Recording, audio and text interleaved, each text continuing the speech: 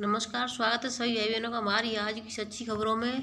तो बहनों, आज मैं आपको बहुत अच्छी जानकारी देना चाहती हूँ, जिसको देखेंगी तो आप भी खुश हो जाएंगी। सबसे पहले तो आज देवियों की समापन हो रहा है, तो सभी बहनों को नौ दुर्गा देवियों की ढेर सारी शुभकामनाएँ।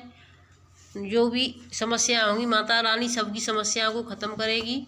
तो मैं आपको बताना चाहती हूँ कि देखिए, जो हमारी बहनें जागी तो हैं, लेकिन जागने में उन्हें बहुत देर कर दी, और ये देर उनको बहुत भारी भी पड़ सकती है। क्योंकि देखिए, जो भी काम करना होता है हमें किसी के आगाज़ करने से पहले होता है। अब शुरुआत हो चुकी है, तो इसमें अब बहनों का क्या होगा, तो ये भी आपको दिखाना चाहूँगी। 16 अप्रैल यानी कल का निकला हुआ ये न्यूज़पेपर का वो है।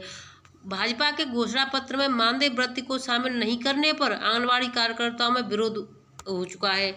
यानी आंगनबाड़ी कार्यकर्ता रोष में है, विरोध कर रही हैं कि यानी जो आंगनबाड़ी बहनों का जो घोषणा पत्र है भाजपा सरकार का, उसमें आंगनबाड़ी बहनों के मानदेय को ना, तो देखिए अभी जो निकल गया है 5 साल इसमें बढ़ाया, उससे पहले जो शुरुआत हुई थी उसमें 1500 रुपये बढ़ाए थे।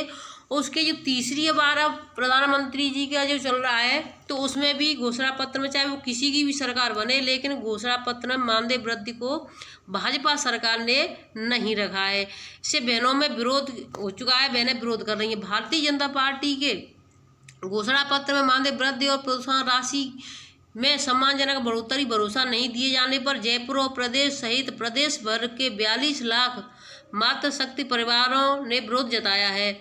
ऑल इंडिया एम्प्लॉइज फेडरेशन के राष्ट्रीय संयोजक छोटीलाल बुनकर ने बताया कि जयपुर में पिछली 7 अप्रैल को ऑल इंडिया आंगनबाड़ी कर्मचारी फेडरेशन के बैनर तले 20 राज्यों की आंगनबाड़ी प्रदेश पदाधिकारियों की बैठक आयोजित की गई थी। उसमें आम राय से यह तय किया गया था कि जो राजनीतिक दल लोकसभा चुनाव घोषणा पत्र में देश की 28 लाख आंगनबाड़ी कार्यकर्ताओं सहायिकाओं व 14 लाख आशा वर्कर के मानदेय वृद्धि प्रोत्साहन राशि में सम्मानजनक बढ़ोतरी का भरोसा देगा, उसे 42 लाख आंगनबाड़ी व आशा वर्कर परिवार समर्थन करेगा।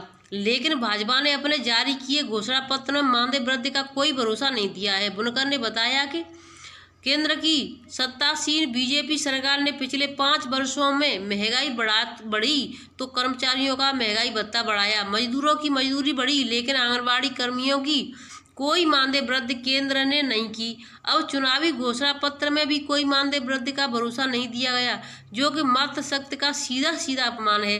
कांग्रेस को छोड़कर किसी भी दल ने आंगनबाड़ी कार्यकर्ताओं की मांगों को घोषणा पत्र में शामिल नहीं किया, जबकि कांग्रेस ने केंद्र द्वारा दी जा रही मानदेय अंशदान राशि को दोगुना करने का घोषणा पत्र में भरोसा दिया है।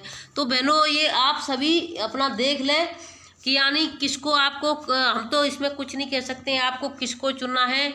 आपको अपना मानदेय बढ़वाना है या इसी तरीके से महंगाई में खुद को जूझते रहना है। खुद खाना पीना छोड़ दो, समय से लगे रहो। 4-4 महीने तक मानदेय नहीं आता है, और झांसी में तो 4 महीने बीते हैं, अभी तक मानदेय नहीं आया है। तो देखिए, जो भी होगा आपके हाथ में होगा। सभी बहनें एकजुट होकर के ही अपना कार्य जो भी करें सही से करें, जिससे कि जो भी हो हम सभी राज्यों की एकजुटता ही कुछ कर सकती हैं।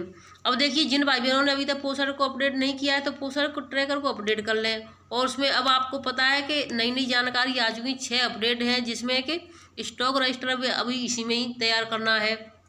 तो कैसे कहाँ पर करना है, इसको आप वीडियो में जा कर के देख लें। अब देखिए, दूसरा मैं आपको आदेश दिखाना जा रही हूँ, एक और है जो देखिए आदेश कई लगे हुए हैं। निदेशालय बाल विकास सेवा एवं पोस्टार उत्तर प्रदेश लखनऊ 4/4/2024 का निकला हुआ आदेश है। इस आदेश में क्या है, मुख्य विकास अधिकारी इटावा के पत्रांक संख्या 610 दिनांक 28 जून 2023, जिला कार्यक्रम अधिकारी इटावा के पत्रांक संख्या दिनांक 23 जून 2023 के पत्रांक उल्लिखित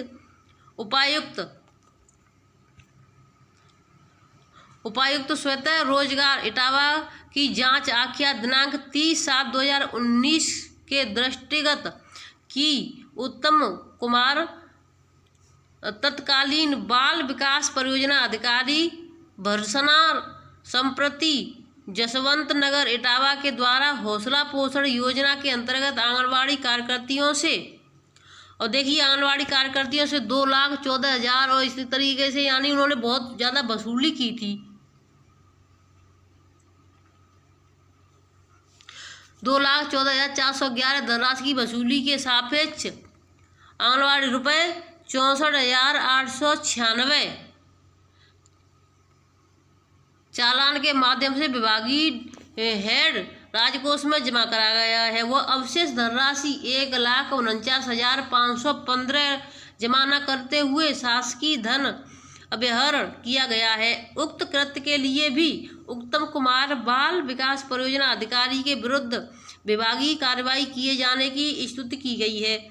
उपरोक्त आरोपों के दृष्टिगत पूर्व में भी उत्तम कुमार बाल विकास परियोजना अधिकारी जसवंत नगर इटावा के विरुद्ध विभागीय कार्रवाई संस्थागत करते किए जाने हेतु निदेशालय आदेश संख्या 62/2024 द्वारा जिला कार्यक्रम अधिकारी गौतम बुद्ध नगर को जांच अधिकारी नामित किया गया था, जिसे वर्तमान में संशोधित करते हुए जिला कार्यक्रम अधिकारी को जांच अधिकारी नामित किया जाता है। तो देखिए अब इनको संशोधित करके दूसरे को यानी जिला अधिकारी कर दिया गया है। अब इसी तरीके से बहनों आप देखिए इन्होंने हौसला पोषण जो है उसमें यानी इतना गबन कर लिया है। अब आप अंदाज़ा लगा सकती हैं मोटा मोटा, यानी मैं आपको वैसे ही बता देती हूँ कि जो आपका रिचार्ज का पैसा आता है उसको आपने अभी तक किसी भी ज़िले में 2 साल से नहीं आया है, तो इसका भी पैसा ऊपर से आता होगा, वो भी अधिकारी गबन कर रहे होंगे। तो इस चीज़ को भी आंगनबाड़ी बहनें इसको उठाएं, आवाज़ को,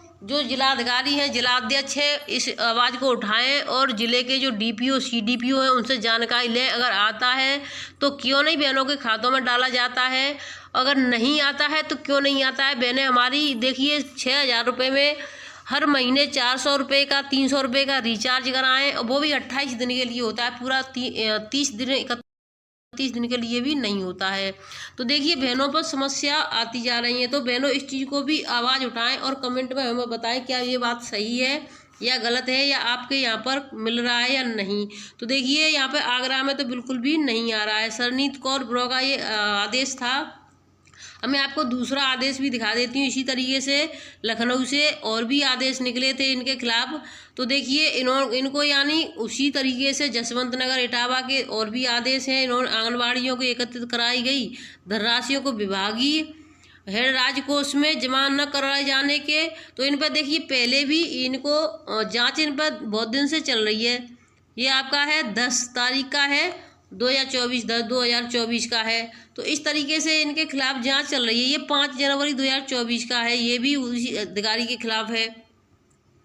ये देखिए पीएलआई के लिए है। श्री उत्तम कुमार बाल विकास परियोजना अधिकारी जसवंत नगर के विरुद्ध आंगनबाड़ी कार्यकर्ताओं द्वारा संयुक्त हस्ताक्षर युक्त नोटरी ज्ञापन पत्रों द्वारा आंगनबाड़ी कार्यकर्तियों से शासन द्वारा देय प्रतिमाह पीएलआई प्रोत्साहन राशि भत्ता के नाम पर अवैध रूप से धन की वसूली संबंधी शिकायत की जांच हेतु जिलाधिकारी महोदया के अनुमोदन 1/1/2024 के अनुक्रम में निम्नवत 2 सदस्यीय समिति गठित की जाती है। तो यानी देखिए आंगनबाड़ी बहनों से जो पीएलआई बहनों का मिलता है 1500 रुपये, उसमें भी उन्होंने अपना यानी कर लिया कि हमें पीएलआई बनाना है, बनवाओगी आप अपना पीएलआई तो आप हमें पैसा दो।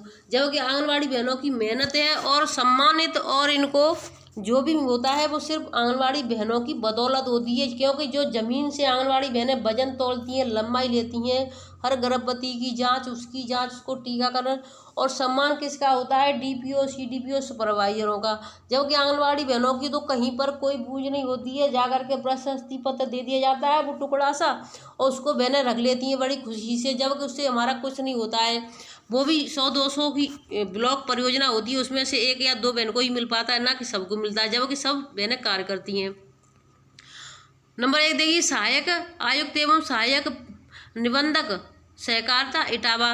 नंबर 2 जिला कार्यक्रम अधिकारी इटावा। अतः उपरोक्त समिति के द्वारा 15 दिवस के अंदर निष्पक्ष जांच कर जांच आख्या प्रस्तुत किए जाए। जांच कार्रवाई के प्रमाणित न होने के दृष्टिगत श्री उत्तम कुमार बाल विकास परियोजना अधिकारी जसवंत नगर को जांच के समाप्त होने तक बाल विकास परियोजना शहर से संबंधित किया जाए। यानी जब तक जांच चल रही है तब तक इनको शहर में रखा जाए और इनको नौकरी से न हटाया जाए। तो देखिए, और अगर आंगनबाड़ी बहन अगर किसी दिन केंद्र पर न पाई जाती हैं तो उनके लिए विरुद्ध कार्रवाई हो जाती है। आपका मानदेय रोक दिया जाएगा, आपको ये प्रशस्ति यानी ये दे दिया जाएगा, लेटर थमा दिया जाता है कि आप लोग क्यों नहीं गए।